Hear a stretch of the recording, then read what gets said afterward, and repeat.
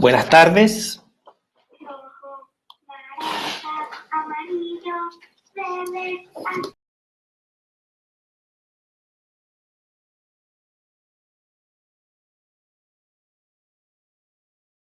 Buenas tardes. Junto con saludar y agradecer su asistencia, queremos darle una cordial bienvenida al webinar sobre la protección de datos personales para la transformación digital del sector financiero. Nos acompañan esta tarde Eduardo Escalona, socio de estudio jurídico PPU,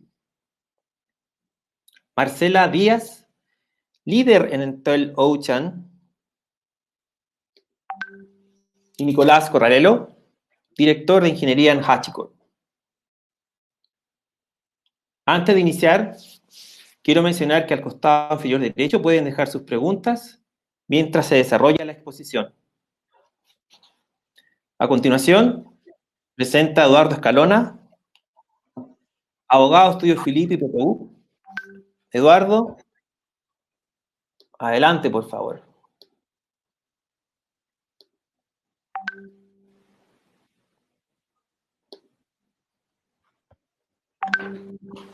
Muy buenos días. Confírmame, por favor, Marcelo, que se escuche y se vea ya para todos los asistentes. Perfecto. Bueno, muchas gracias a todas las personas que se han conectado a este webinar. La presentación tiene los siguientes elementos para que analicemos a lo largo de esta mañana.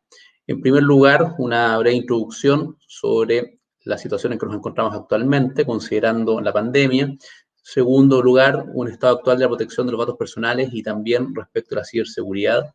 En tercer lugar, veremos el capítulo 27 sobre externalización de servicios, cómo estaba configurado antes de las modificaciones que se introdujeron por la Comisión para el Mercado Financiero. Luego analizaremos esas modificaciones, también abordaremos los cambios que se introdujeron con motivo de la circular número 2 de 2017 y además una breve referencia al proyecto de ley de datos personales. Como contexto, creo relevante destacar que la economía digital y el proceso de transformación tecnológica en los servicios financieros se ha acelerado con motivo de la pandemia. Yo creo que todos lo hemos visto y todos lo hemos vivido en las distintas instituciones en las que formamos parte. Además, pese a los innegables beneficios y la mayor eficiencia que representa para la industria, la digitalización aún se percibe como una fuente de riesgos y desafíos para la seguridad de las operaciones de las entidades financieras. Esto en parte ha sido recogido por la Política Nacional de Ciberseguridad del año 2017 al 2022, que reconoce también a los bancos como parte de una infraestructura crítica para el país y que ha establecido una serie de lineamientos que en su implementación se han ido atrasando respecto a lo que estaba planificado, pero que son claves para poder entender el contexto que nos encontramos actualmente. Y como ustedes recordarán, durante los años 2018-2019, las entidades financieras chilenas fueron objeto de múltiples ciberataques con efectos económicos y regulatorios significativos. Aceleraron algunas normas que se comenzaban a discutir y analizar y que ustedes las han implementado en las instituciones en las cuales trabajan. Solo para recordar, ahí hay una selección de algunos de los hechos que se suscitaron con ataques cibernéticos, incluso con investigaciones que aluden a que esto tendría su origen fuera de Chile, particularmente en Norcorea, con investigaciones iniciadas por la Comisión para el Mercado Financiero, también con CERNAC respecto de la posible reparación de los perjuicios. Por lo tanto, es un tema relevante que nos importa, que es significativo y que todas las instituciones deben abordarlo. Actualmente, tenemos la regulación de datos personales consagrada a nivel constitucional. El año 2018 se incorporó dentro de los derechos que protege la Constitución la protección de los datos personales y además se encomienda a una ley el análisis, el tratamiento y protección de estos datos. Esta ley está en discusión hace bastante tiempo para modificar la ley 19.628 sobre protección de la vida privada. Pero aún más antigua que esta última ley que acabo de mencionar es la ley de delitos informáticos del año 93, en que actualmente se está tramitando en el Congreso una profunda reforma. La verdad es que la va a derogar y se va a aprobar una nueva ley de delitos informáticos en la que se establecen sanciones específicas respecto de delitos tales como la integridad, el ataque a la integridad de un sistema informático, el acceso ilícito, que es muy relevante para verlo con prácticas como Ethical Hacking, en que no se produzcan errores y terminen imputándose a personas que son contratadas justamente para detectar las brechas de seguridad que tienen nuestros sistemas. Además, la interceptación ilícita y el ataque a la integridad de los datos informáticos, entre otros. Respecto a la ley de protección a la vida privada y datos personales, es una ley ya bastante antigua. Sabemos que es indispensable modificarla. Llevamos más de 12 años intentando que se aprueben distintos proyectos de ley, pero estos no han logrado plasmarse todavía en una ley vigente. Y llamo la atención sobre un aspecto que vamos a ver más adelante, en que se establece un régimen especial para el tratamiento de ciertas o específicas obligaciones de carácter económico, financiero, bancario o comercial. Es un listado limitado de actividades respecto de las cuales existe la excepción respecto al tratamiento general de los datos personales, en términos que ese tipo de obligaciones, como los protestos de letras de cambio, pagaré, cheques u otras obligaciones comerciales, deben informarse, y es información de acceso a través de los distintos buros de crédito, pero es una excepción. Un aspecto importante a considerar, por supuesto, en el ambiente de la industria bancaria y de las entidades financieras son las reformas recientes a la Ley General de Bancos, reformada en el año 2019 y que incluye a lo que era la Superintendencia de Bancos dentro o es parte ya de la Comisión para el Mercado Financiero. Hay distintas normas relativas a datos y a ciberseguridad que se implementaron en esta ley. Y como es de bastante reciente data, la verdad es que no necesariamente está internalizado la magnitud de estos cambios. Por ejemplo, en el artículo 14 se establece que para el proceso exclusivo, una evaluación habitual de las instituciones fiscalizadas por la CMF, esta le debe dar a conocer la nómina de los deudores de las entidades fiscalizadas, incluidos los saldos de las obligaciones y las garantías que se hayan constituido. Pero esto a firmas especializadas que demuestran un interés legítimo, no es a cualquier tipo de firmas y es para efectos de que sea utilizada esta información por los distintos usuarios fiscalizados, exclusivamente acotado a ese ámbito. Además, el artículo 62 incorpora por primera vez en la Ley General de Bancos la existencia de normativa que dictará la Comisión para el Mercado Financiero sobre ciberseguridad a propósito de esta infraestructura crítica. Y esa normativa debe ser de acuerdo con la normativa vigente. Por lo tanto, la Comisión para el Mercado Financiero, a través de normas, debe adecuarse también a las disposiciones generales de la ley y de otras leyes, como comentaremos luego. El artículo 154 se refiere al secreto bancario, y el secreto bancario, vale la pena recordar que es solo respecto de depósitos y captaciones que reciben los bancos. Y además, las otras operaciones que desarrollan los bancos que están autorizados están sujetas a reserva. Y respecto de todas ellas, entonces existe un control, una restricción muy fuerte respecto a que se puedan aportar esos datos y entregarlos a terceros. Solamente respecto a las obligaciones que están sujetas a reserva es respecto de la existencia de un interés legítimo por parte de quien lo solicite y que además no sea previsible que se pueden producir daños patrimoniales al cliente. Respecto del secreto bancario, definitivamente es solamente para el titular o quien ha autorizado el titular a un representante o un mandatario para que pueda acceder a esa información.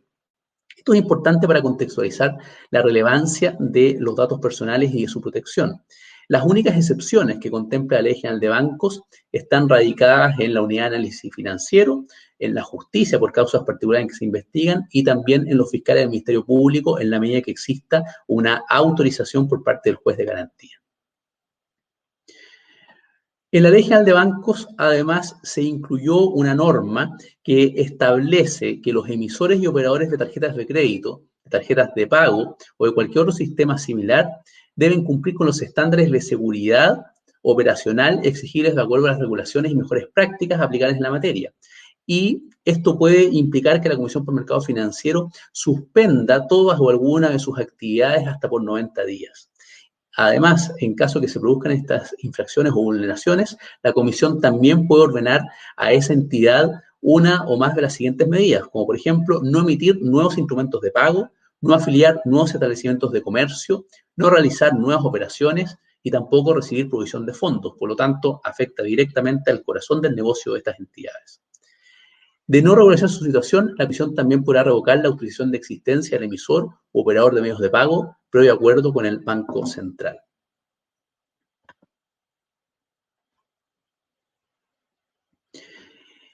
A nivel de la normativa sectorial de la Comisión para el Mercado Financiero, en la recopilación actualizada de normas, en la RAN, identificamos estas materias en el capítulo 1.13 sobre clasificación de gestión y solvencia, también el capítulo 8.41 de tarjetas de pago, en el 27 sobre externalización de servicios, que vamos a ver con más detalle, la información de incidentes operacionales que se encuentra en el capítulo 28 y además en el capítulo 29 sobre gestión de la continuidad del negocio. Todas estas normas han sido revisadas y han sido actualizadas en diciembre del 2019 y también durante el 2018 a propósito de los primeros ciberataques que sufrieron las instituciones en términos significativos o relevantes. Evidentemente ha habido múltiples ataques, pero estos han sido dados a conocer por la prensa y han generado efectos significativos. Pero además se encuentra todavía en preparación para su dictación en cualquier momento un capítulo 2010 nuevo que se adiciona a la RAN sobre la gestión de la seguridad de la información y ciberseguridad. Iba a entrar en vigencia en marzo de este año, pero se ha atrasado su dictación y en ella es relevante considerar que se entregan directrices para implementar los procesos de gestión de los riesgos para apoyar sistemas de seguridad de la información y de ciberseguridad. También se definen las etapas mínimas de un proceso de gestión de riesgos de seguridad de la información y ciberseguridad. Otro aspecto muy relevante para la gestión de la ciberseguridad se establece respecto a la determinación de cuáles son los activos críticos en esta materia. Y entre otros aspectos aborda la generación de la obligación de contar con políticas y procedimientos para identificación de los activos que componen la infraestructura crítica del sector financiero y del sistema de pagos, así como para el adecuado intercambio de información de incidentes entre quienes integran la infraestructura crítica. Por lo tanto, como ya está establecido en los otros capítulos, es relevante compartir información entre las distintas empresas.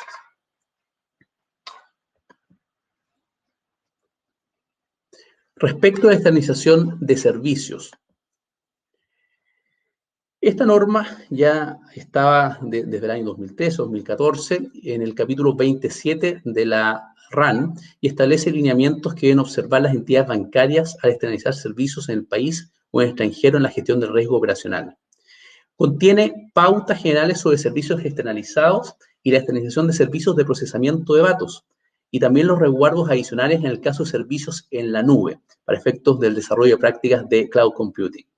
Entre ellas se encuentran la obligación de establecer políticas de contratación y gestión de actividades relativas a la externalización de servicios, también la obligación de verificar que los proveedores cuenten con planes de continuidad del negocio adecuados, la obligación de los proveedores para mantener un programa de seguridad de la información que le permita asegurar la confidencialidad, integridad, trazabilidad y disponibilidad de sus activos de información y la de los clientes.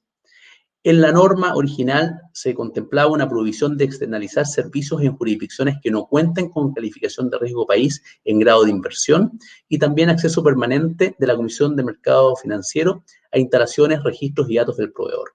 Destaco respecto a los servicios en la nube, que estos incluyen tanto los que se prestan en nube privada como en nube pública. Por lo tanto, abre el campo respecto a las distintas alternativas que pueden emplear las empresas bancarias y financieras.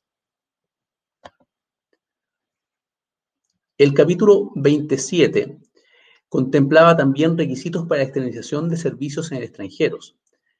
Al respecto, señala que las entidades bancarias deberán disponer, entre otros, de los antecedentes que respalden la solidez financiera del proveedor y que éste mantenga certificaciones de calidad, seguridad y apropiados sistemas de control.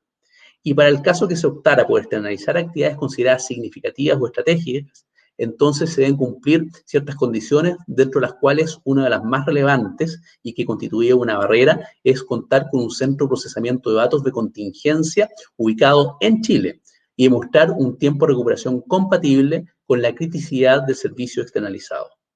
Para esto, la entidad bancaria debe efectuar el control y monitoreo del servicio externalizado en el exterior, especialmente en los aspectos relacionados con la seguridad de la información, continuidad del negocio y condiciones de operación del centro de procesamiento.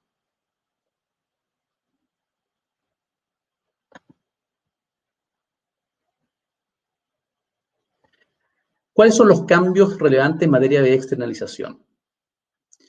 Primero, se exige la calificación de riesgo país, o sobre esta exigencia de calificación del riesgo país, se permite al directorio de las entidades bancarias excepcionar de este requisito de contar con esa calificación. Es muy importante porque hay países que, producto de las distintas situaciones financieras o aspectos económicos en que se han visto involucrados en el último tiempo, no tienen esta categoría de grado de inversión, como por ejemplo Brasil, pero sin embargo tienen leyes de protección de datos mucho más exigentes que las nuestras. Entonces, respecto a aquellos países, el directorio puede tomar la opción en que se externalicen los servicios en la medida que se acredite que cuentan con leyes de protección y seguridad de datos personales adecuadas.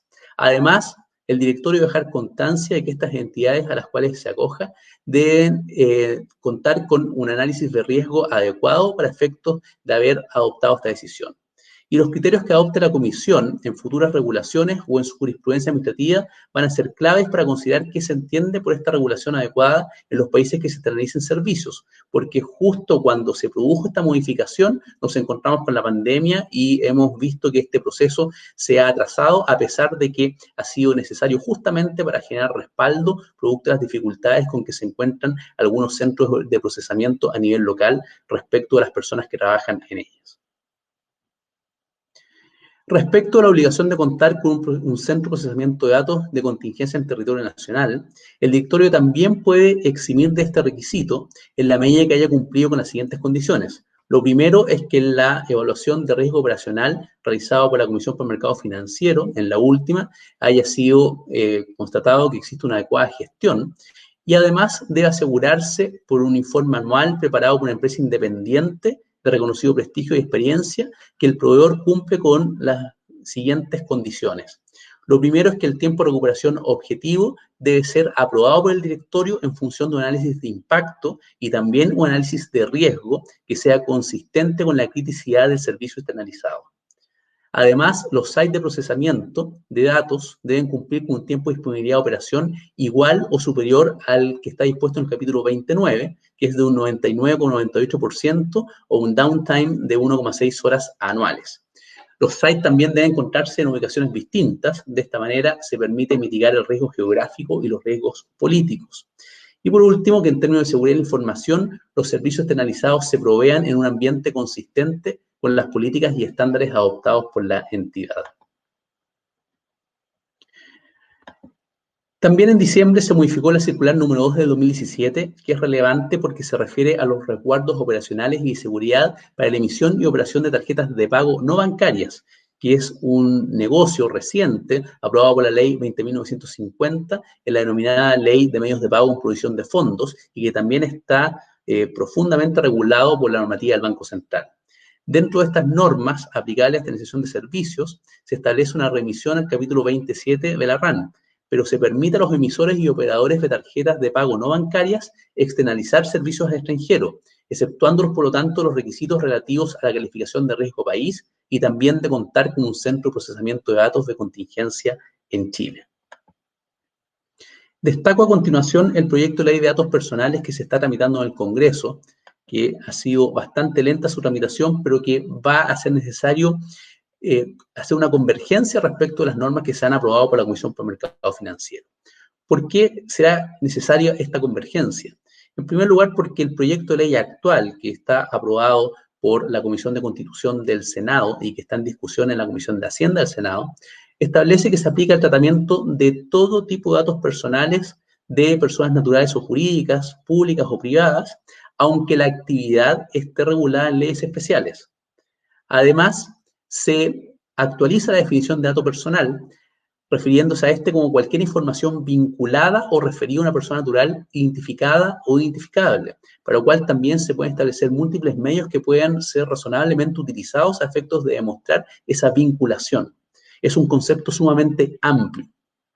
Se introducen los principios rectores en materia de datos como la licitud, finalidad, proporcionalidad, calidad, responsabilidad, seguridad, transparencia, información y la confidencialidad. Además, se reconocen los derechos ARCO. Los derechos ARCO son los clásicos en materia de datos personales: acceso, rectificación, cancelación y oposición, y también se agrega la portabilidad de los datos. Se refuerzan múltiples derechos. además de nuevos tratamientos o nuevos estándares para el tratamiento de datos sensibles y categorías especiales, y un concepto bastante complejo que también vamos a ver cómo se desenvuelve en la práctica, que es el del desequilibrio ostensible, o cómo la captación de datos es excesiva respecto a los fines que se permiten con una negociación, un contrato determinado con el titular de los datos. Ya terminando con el análisis de este proyecto, llama la atención respecto de que se introduce una regulación sobre la transferencia internacional de datos personales, estableciendo aquellos casos en los cuales se va a considerar lícita. Esto es fundamental justamente para que se complete la regulación respecto de todos los procesamientos de datos que se van a efectuar fuera de Chile, también por entidades bancarias o financieras.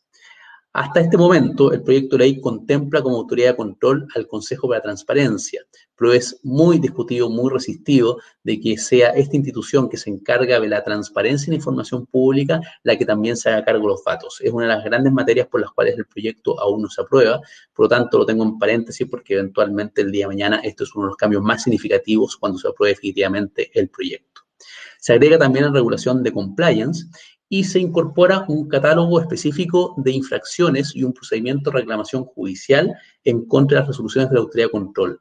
Y llama la atención que con el texto actual del proyecto, esto abarca también el título tercero de la Ley de Datos Personales, que excluye o tiene un tratamiento especial respecto a las obligaciones económicas, comerciales, financieras. Por lo tanto, el día de mañana, quien aplicaría una multa sería el Consejo para Transparencia y no la Comisión para el Mercado Financiero. De ahí que es fundamental la debida coordinación de las regulaciones y entre las autoridades, porque en materia de datos, la autoridad de control hasta este momento en el proyecto de ley es solo el Consejo de Transparencia, y la normativa sectorial que emite instituciones como la Comisión para el Mercado Financiero es una capa de detalle, pero que debe estar coordinada y debe estar vinculada y cumplir estrictamente con las normas que establezca la ley, y el día de mañana la normativa que también dicte el Consejo para Transparencia. Incluso la multa gravísima por infracciones gravísimas que se puede aplicar en el proyecto de ley de datos personales es más alta que la que aplica actualmente la Comisión para el Mercado Financiero en caso de infracción. Y para terminar, dejo para ustedes una lámina que contempla cómo sería la cronología o la implementación del proyecto de ley de datos personales desde la publicación del diario oficial, en que al mes 13 sería la entrada en vigencia de la ley y por lo tanto es una carrera contra el tiempo para que se dicten las normas previas y se designe un nuevo Consejo para la Transparencia que se haga cargo también de los datos personales. Y un dato muy importante es que, contado desde la publicación del diario oficial, como pueden ver al final en esta gráfica, al mes número 30 van a verse o existe la obligación de adecuar todas las bases de datos preexistentes para cumplir con los estándares de la ley de datos personales. Muchas gracias a todas las personas que están asistiendo y estoy disponible para atender consultas. Marcelo, si tú sigues adelante y me das el pase respecto a ella.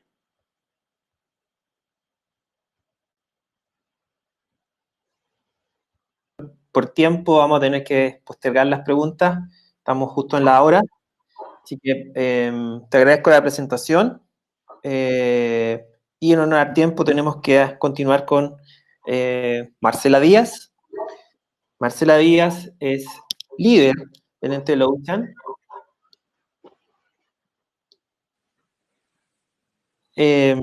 Así que, estamos...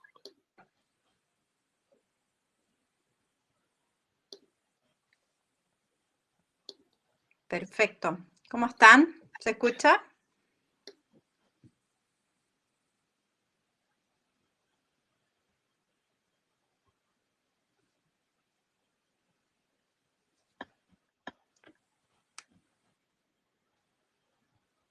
Hola, buenas tardes. Marcelo, ¿se escucha? Perfecto. Buenas tardes a todos. Gracias, Eduardo, por la presentación en torno al tema de datos. Bueno, mi rol en la unidad digital es innovar respecto a todos estos temas. Entendemos muy bien el tema de la ley de datos, pero hoy avanzamos hacia un nuevo cliente, hacia un proceso de digitalización Ahí hay muchos memes donde hablan de que quien aceleró la transformación digital en las empresas y fue el COVID, fue el tema de la contingencia social, donde las empresas tuvieron que transformarse para entender a este nuevo cliente. Este es un nuevo cliente que hoy demanda por nuevos servicios, que demanda por servicios en línea, por inmediatez, por tener un canal único de contacto, por saber respecto a sus contratos. Y además es un cliente que hoy está mucho más informado. Es un cliente que además se preocupa de cómo están usando sus datos personales. Entonces, ¿cómo abordamos?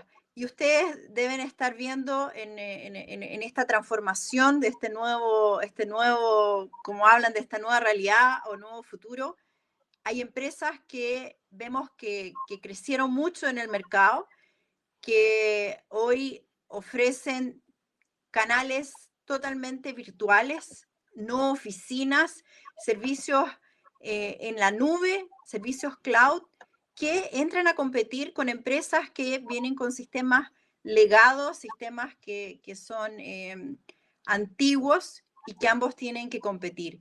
Entonces, ¿cómo abordamos toda esta nueva realidad, esta nueva aceleración digital de estos servicios? Por supuesto, cautelando por los datos de nuestros clientes. ¿En qué están las empresas hoy? En este proceso que venía desde antes de estas contingencias, la digitalización, cómo llevamos a nuestros clientes a canales digitales, a canales de bajo costo.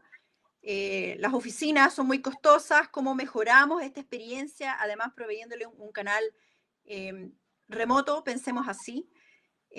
Cómo lanzamos nuevos productos digitales de forma rápida, de forma ágil, cómo además, en base a los datos del comportamiento de estas personas, cómo le mejorábamos su experiencia, es decir, cómo nos anticipábamos a sus necesidades, cómo mejoramos su experiencia respecto a nuestro producto. Muchos procesos también de automatización. Por otro lado, mejorar la experiencia del cliente, o sea, cómo soy proactivo. Y por otro lado, transformar este legado en sistemas más modernos, en sistemas más ágiles y sacando la ventaja de las nuevas tecnologías. De eso se trata. Entonces, ir a buscar más clientes con más agilidad y ojalá a un menor costo. Es el gran desafío de las empresas. Y como dice esta frase, para buscar resultados distintos tenemos que hacer algo distinto, tenemos que empezar a innovar. ¿Y cómo innovamos? Hemos visto el concepto de equivocarse rápido, de construir un MVP, de cómo tomo una idea y la transformo en algo, pero me equivoco rápido, es decir, no invierto en mucha infraestructura, pruebo un mínimo producto viable, lo lanzo al mercado, lo testeo, cómo parto con algo pequeño que pueda ser escalable en el tiempo, cómo voy generando productos que sean dinámicos, donde pueda ir lanzando nuevas funcionalidades de forma continua. Hoy tenemos estas nuevas generaciones que son muy inquietas en el tema digital, que están buscando siempre la novedad. Entonces, ¿cómo vamos abordando estos nuevos mercados? La velocidad, bueno, de lanzamiento de estos productos, de estas nuevas funcionalidades, cómo mejoro este contacto y cómo finalmente me diferencio en el mercado. Ahora, ¿qué hacemos? ¿Cómo lo hacemos para innovar? ¿Qué están haciendo nuestros clientes, nuestros socios de negocio? Uno es cambiar la metodología de trabajo, cómo nos acercamos a los requerimientos del negocio y somos ágiles en contestar eso, es decir, cómo vamos a preguntar al cliente qué espera de una solución y cómo rápidamente logramos poner algo en el mercado. Por otro lado, cómo abordamos la infraestructura, la arquitectura de forma elástica. Podemos partir con pocos clientes, pero si el producto es exitoso, eso va a crecer mucho en el tiempo. Entonces, ¿cómo pensamos en estas arquitecturas elásticas que permiten achicarse según demanda o agrandarse según demanda? y cómo aprovechamos lo mejor de cada uno de estos ambientes. Yo creo que nuestro rol como áreas tecnológicas es hacer el mejor uso de la tecnología en pro de las necesidades de negocio. Contarles, bueno, un poco de qué parte de esa transformación nosotros como la unidad digital y como Entel la hemos vivido también, y por eso nace la unidad digital de Entel, en la cual somos frutos de nuestra propia transformación, pero hoy poner esa experiencia también al servicio de nuestros clientes. Un eje central de lo que es nuestra transformación son los servicios en la nube. Hemos construido distintas plataformas en las cuales la nube es clave, es un habilitador clave que nos permite desarrollos más ágiles, el movernos entre distintas nubes, en usar los habilitadores que nos provee Entel para estos servicios. Y la nube, por lo tanto, es clave en este ecosistema, cómo nos habilita plataformas para poder desarrollar tecnologías, desarrollar productos y que estos finalmente sean flexibles y enfocados, por supuesto, en el negocio. Este ecosistema que vamos armando no es un ecosistema simple. Efectivamente, hoy la demanda está por ir a distintos servicios en la nube. Tenemos nubes que son más fuertes en algunas características, otras en otras son nubes locales, nubes globales, tenemos nubes privadas. Por lo tanto, cómo manejamos toda esa complejidad, cómo manejamos la conectividad a todas esas nubes y cómo armamos servicios sobre estas y nos habilitamos desde socios tecnológicos que nos permitan hacer mucho más ágil este proceso. Y aquí uno de nuestros socios tecnológicos es HashiCorp, que nos ha permitido hacer que nuestros desarrollos sean más ágiles. Lo usamos, somos usuarios de esas tecnologías que a continuación vamos a revisar, pero por otro lado también proveerlo a nuestros clientes. Cómo protegemos los datos, cómo nos hacemos ágiles en movernos entre nubes, cómo entregamos las capas necesarias para la continuidad de estos servicios. Finalmente, solo para cerrar y darle la continuación a Nicolás, este camino a la nube no es un camino simple, es un camino en que los clientes en general parten entendiendo qué se podría llevar a la nube. Hay escenarios donde queremos convertir ambientes y queremos llevar a un ambiente que requiero que esté disponible siempre o que tenga una continuidad con una nube pública. Hay servicios de migraciones, cómo nos llevamos de forma adecuada a ambientes que son legados a ambientes en la nube, o cómo partimos un desarrollo desde cero en una nube. Y por otro lado, todas las complejidades que hoy conllevan la operación de estos ambientes, el monitoreo, asegurar que estamos usando la nube correctamente. Tenemos formas de optimizar cargas, de la flexibilidad que nos provee la nube, nos permite quizás un fin de semana donde no se usan las capacidades, el disminuirla, agrandarla, la elasticidad de la nube es clave poder aprovecharla para que esto sea rentable. Finalmente, bueno, todos los servicios profesionales en torno a esto, tenemos un equipo multidisciplinario que abordamos las distintas nubes anteriormente mencionadas y que estamos disponibles para acompañarlo. El objetivo, bueno, ahora es que Nicolás nos cuente un poco de la experiencia, de casos reales. Estamos nosotros constantemente monitoreando lo que están haciendo otros países y otros continentes, y eso es clave para lo que yo creo que se viene en Chile, como mencionaba Eduardo. Así que muchas gracias.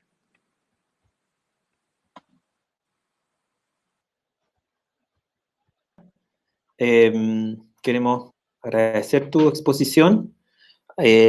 Finalmente, a continuación, presenta Nicolás Corrarello. Nicolás es director de ingeniería en HashiCorp. Un minuto.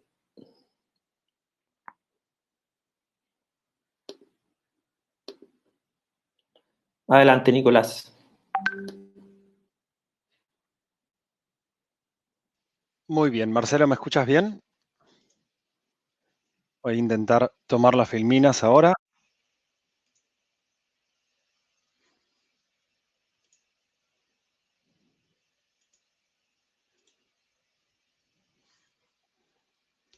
Marcelo, si me puedes asistir en la plataforma, a ver si encuentro las filminas. Ya las encontré. Muchísimas gracias, Marcelo. Tengan todos ustedes muy buenos días. Aquí es la tarde. Estoy basado en las afueras de Londres, así que está terminando mi día laboral. Quisiera comenzar hablando un poco de cómo las empresas con las que estamos trabajando están racionalizando esta transformación digital y están, de hecho, aprovechando el consumo de recursos de ya sea de nube pública o nube privada. Y hay, digamos, tres categorías en las cuales vemos que las empresas se están enfocando. La primera es en la transformación en sí, cómo se transforma la infraestructura desde un punto de vista quizá más estático, alojada en un proveedor de hosting o alojamiento privado, a cómo podemos realmente aprovechar la nube pública para realmente darle avance a nuestra transformación digital. Como comentaba Marcela, uno de los puntos más interesantes sobre esta transformación digital es cómo realmente nos abocamos al cliente. Y quiero contarles una breve historia. Uno de nuestros clientes es una de las compañías tabacaleras más importantes del mundo, los cuales me comentaban, nosotros estamos vendiendo cigarrillos hace 25 o 30 años y ahora el consumidor no desea esto, usa otro tipo de dispositivos. Y estos dispositivos no se adquieren mediante los caminos tradicionales, donde simplemente vamos y le entregamos a un supermercado o algún tipo de tienda stock que luego venden a margen. No, esto es directo a los consumidores. Y nosotros, siendo una compañía tabacalera y siendo quizá los que lideraron el marketing durante 50 años, realmente nos damos cuenta que no sabemos cómo venderla a nuestros consumidores. Y es básicamente este el problema que afecta a muchas industrias. ¿Cómo llego a este consumidor de una forma dinámica? Muchas veces, incluso aquí, por ejemplo, con mi proveedor de pensión, elijo mi proveedor de pensión por el medio de interacción que tengo. Ahora, algo muy interesante es que este proveedor de pensión, que cabe la casualidad que es cliente de HashiCorp, pone todos estos sistemas de interacción en la nube. ¿Por qué? Porque puede realmente avanzar más rápido en cuanto a lo que es la diferenciación competitiva, el software que lo hace único. Pero sus sistemas de registro tradicionales, sus bases de datos, etcétera, generalmente quedan en algún tipo de nube privada o data center. Con lo cual, lo que conlleva esta transformación digital es empezar a mover estos, a los cuales llamamos sistemas de interacción o systems of engagement en inglés, a la nube, donde podemos iterar rápido y mantener nuestros sistemas de registro en donde los tenemos hoy. Porque nuestros sistemas de registro realmente no nos entregan diferenciación competitiva. Al hacer esto, el principal cambio que encontramos es en lo que nosotros estamos llamando sistemas de coordinación. Es decir, previo a esta transformación, el sistema de coordinación entre equipos, si teníamos un equipo que se encargaba de hacer despliegue de aplicaciones, un equipo que se encargaba de administrar redes, etcétera, ese sistema de coordinación era generalmente basado en tickets. Uno abre un ticket en una cola y espera una respuesta. Ese mismo nivel de inmediatez que demandan quizá nuestros clientes es el mismo que demandan nuestros empleados a la hora de proveer innovación a la empresa. Al mismo tiempo, y como comentaba Eduardo, tenemos que hacer esto de una forma en donde también cumplamos con cierto marco regulatorio. Con lo cual, HashiCorp, y quizá como dicen los argentinos con el diario del lunes, empezó a trabajar sobre cómo solucionar estos problemas desde el punto de vista del aprovisionamiento, desde la segurización, desde la conexión y desde la ejecución de aplicaciones, y realmente cómo proveer un plano de control común a través de toda esta infraestructura. Como comentaba Marcelo, mi nombre es Nicolás Corralero. Voy a hablar rápido, pero no por ser argentino, sino porque tenemos poco tiempo el día de hoy. como comentaban, estoy basado en Europa y lidero el equipo de ingeniería de soluciones para Europa, que está compuesto de alrededor de 30 personas. Es alrededor de 100 personas a nivel global. Estoy en HashiCorp hace más o menos 3 años y medio. Fui la primera persona que se contrató fuera de los Estados Unidos.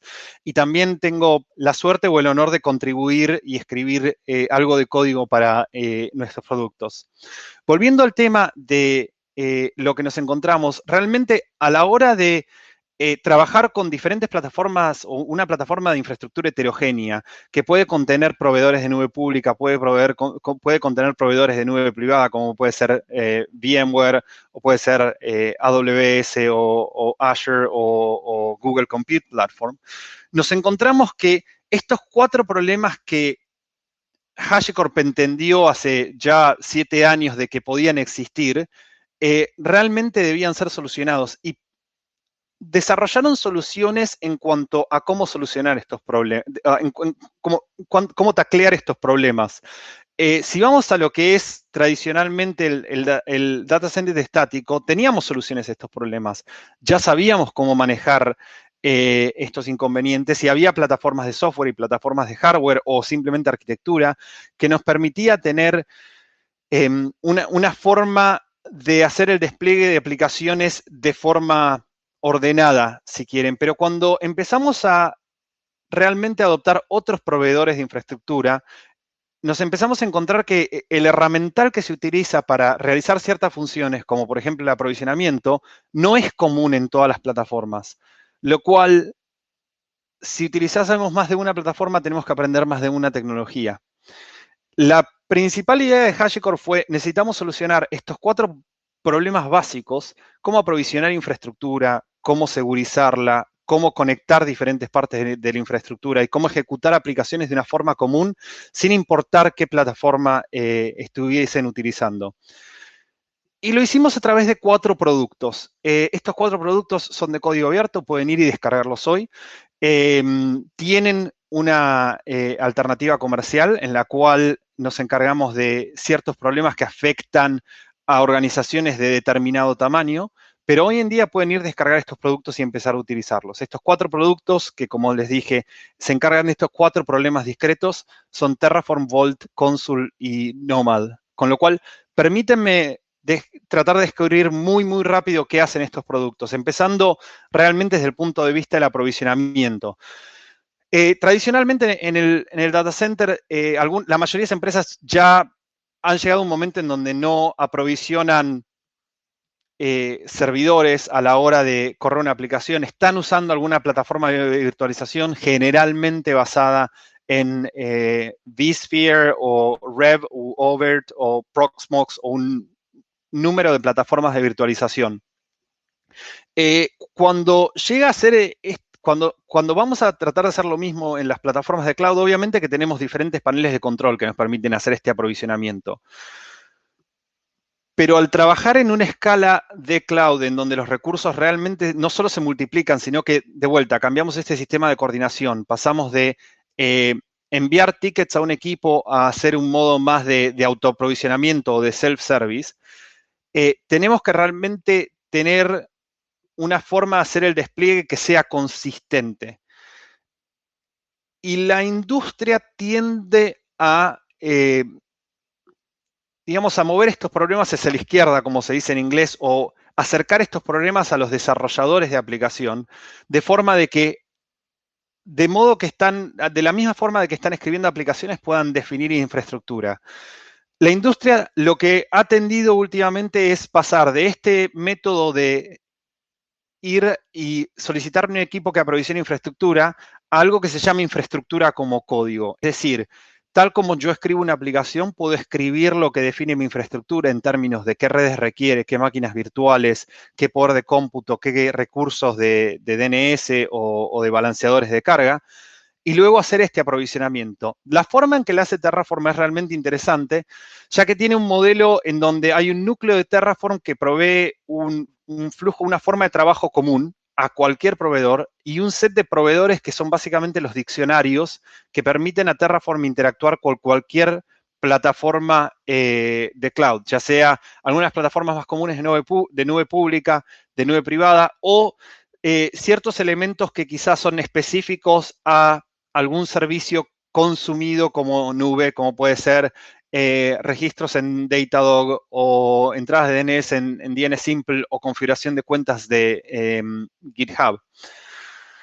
La idea principal de esto es tener una sola herramienta para hacer aprovisionamiento en cualquier plataforma y escribir o describir mi infraestructura de forma de código que pueda contener todos los elementos que requiere a través de plataformas. Porque quizás nosotros estamos utilizando cierta nube para cómputo, pero estamos utilizando cierta otra plataforma, como pueden ser firewalls de Palo Alto o de Cisco, para manejar las redes. La idea es tener una sola visión sobre ese plano de control de infraestructura mediante describirlo como código.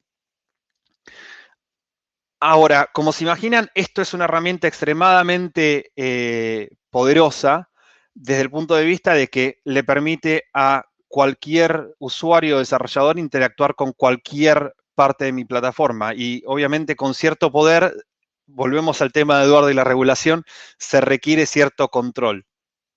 Y aquí es quizá donde HashiCorp monetiza la solución, desde el punto de vista de que tenemos un producto que se llama Terraform Enterprise, que permite aplicar este mismo flujo de trabajo, pero con una capa extra de administración de políticas y de gobernanza. Es decir, por ejemplo, yo le voy a permitir a un desarrollador que haga despliegue en cualquier nube de infraestructura, siempre y cuando sea uno de los países que están determinados por ley, que son de bajo nivel de riesgo país. Con lo cual, yo le estoy dando muchísima libertad a la gente para provisionar infraestructura lo más rápido posible, sin romper las leyes y potencialmente exponerme a multas. Y uno de los casos de nuestros clientes utilizando este sistema es un logo bastante conocido a nivel mundial, es la Unión de Bancos Suizos o UBS. UBS tiene una historia muy interesante porque ellos desarrollaron una plataforma de riesgo crediticio, la cual no solo están utilizando ellos, sino que están entregando como servicio a otros bancos y también licenciando a otros bancos para que la ejecuten. Obviamente, como se imaginan, esta plataforma de riesgo, algunos bancos la quieren correr dentro de su perímetro, con lo cual UBS está usando Terraform Enterprise no solo para administrar el despliegue de su plataforma de riesgo, sino el despliegue de la plataforma de riesgo en otros clientes. Es un caso realmente interesante. El siguiente problema al cual tratamos de solucionar es justamente el tema de cómo segurizar la información dentro de quizá mis bases de datos o dentro de quizás mis instancias de cómputo dentro de mi infraestructura. Ahora, tradicionalmente, en lo que refiere a la seguridad de datos, nosotros tendemos a confiar la información porque está en cierto perímetro de red. Es decir, como está en este anillo en particular, por ejemplo, el caso de un banco, que creo que lo puedo mencionar, el Royal Bank of Scotland, ellos tienen 8 anillos de red. Y dependiendo de la confidencialidad de información, el servicio tiene que correr en un anillo particular de red con ciertas reglas determinadas en el perímetro. Es decir, desde este anillo puedo hablar en este puerto a este otro anillo. Esto generalmente no funciona porque es un concepto muy estático para desarrollar en nube. Entonces, quizá lo que nos enfocamos en Vault es una idea diferente, que es, vamos directo a la identidad de la aplicación y en base a la identidad de la aplicación yo le voy a dar acceso a algo o no. El desarrollo de Vault fue interesante durante los años, ya que Vault no nació inicialmente como un producto. Nosotros estábamos ejecutando una aplicación, nosotros estábamos proveyendo un servicio que era el tatarabuelo de Terraform Enterprise hace quizás 5 años y obviamente necesitamos guardar ciertas credenciales del cliente, las que usaban para despliegues en cloud. Y como éramos en ese momento una compañía de 6 personas, decidimos salir al mercado a ver qué soluciones de manejo de secretos había. Y nos encontramos con 2 categorías interesantes. Una que se enfocaba en los usuarios y cómo le doy acceso a este usuario, acceso a este sistema, que era muy, muy basado en la interfaz de usuario, etcétera. Y por otro lado, sistemas que se encargaban de segurizar la información, tradicionalmente en el espacio de las HCMs o sistemas de criptografía. pero nada realmente en el medio que solucionase el siguiente problema, que es, yo tengo esta aplicación que puede estar corriendo en cualquier lado, ¿cómo hago para establecer la identidad de esta aplicación y en base a eso darle acceso a secretos? Y eso es básicamente como diseñamos Vault. La idea es mover de un modelo en el cual el perímetro dicta qué información puede estar en este sistema contra este sistema puede correr en cualquier perímetro y en base a la identidad de este sistema, que se determina automáticamente, yo le voy a dar acceso a otros sistemas. Es también un sistema muy interesante de coordinación. ¿Por qué? Porque generalmente cuando queremos un certificado TLS para correr un sistema o necesitamos acceso a una base de datos, abrimos un ticket. Lo que hace Vault es justamente encargarse de ese problema. ¿Cómo hago para retirar al ser humano de, uno, la identificación del sistema y dos, la generación del secreto? Digamos, creo que se imaginan más o menos por qué Vault es tan prevalente, pero los principios básicos que querría que les queden sobre este producto, quizá en los próximos 2 minutos, es que primero, como les comenté anteriormente, este es un sistema diseñado para que las aplicaciones consuman secretos, con lo cual está basado en una API, como la mayoría de los servicios de cloud que van a utilizar. No hay forma de exponer nada en Vault si no es a través de una API. Permite unir cualquier identidad, es decir, si estoy corriendo una instancia en AWS, generalmente cuando hablo español es español de España, esa instancia de AWS puede identificarse con Vault sin que un usuario intervenga y en base a eso y en base a ciertos parámetros de seguridad que refieren a esa instancia, obtener cualquier tipo de secreto, ya sea estático o generado directamente por Vault.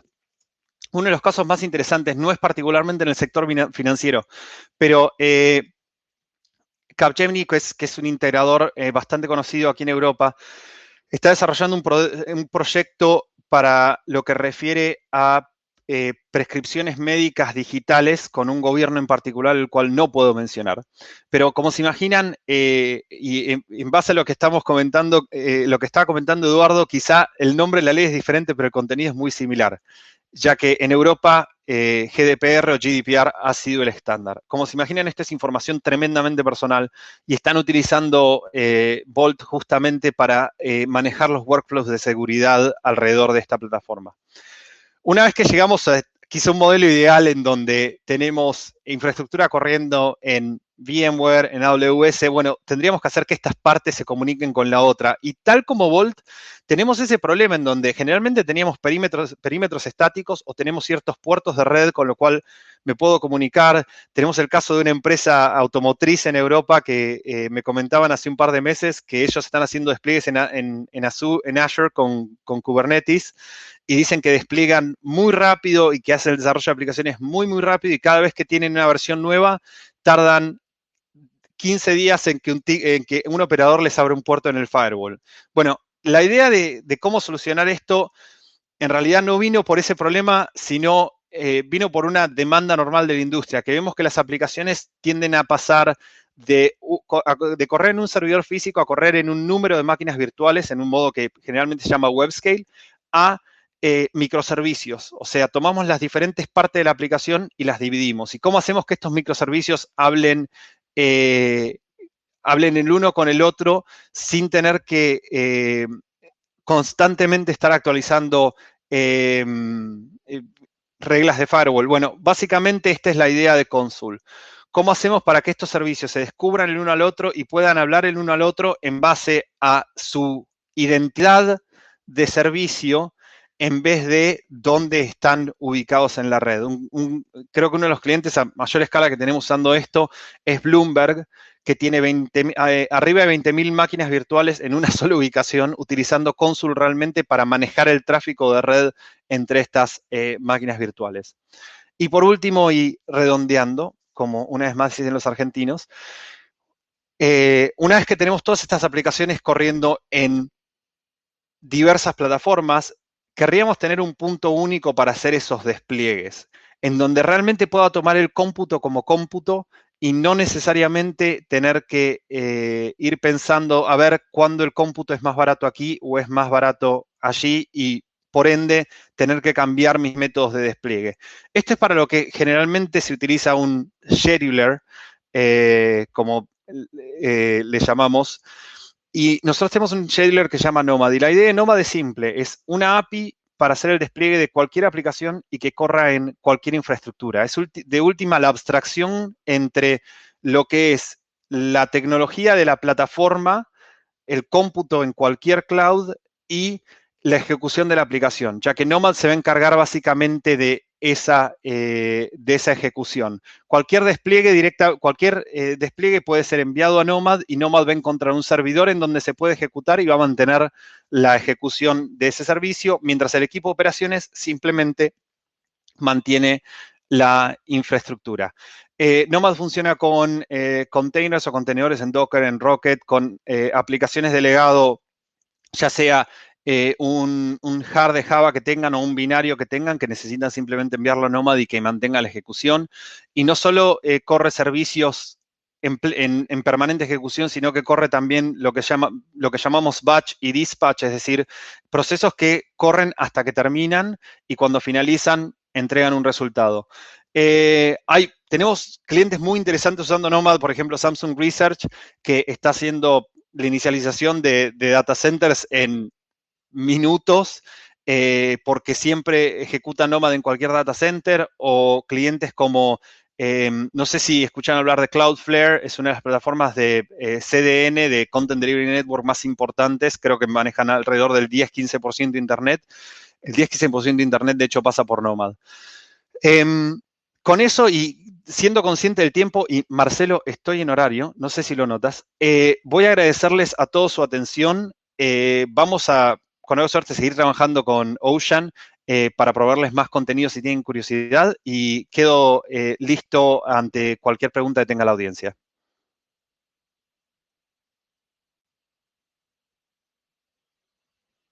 Muchas gracias, Eduardo.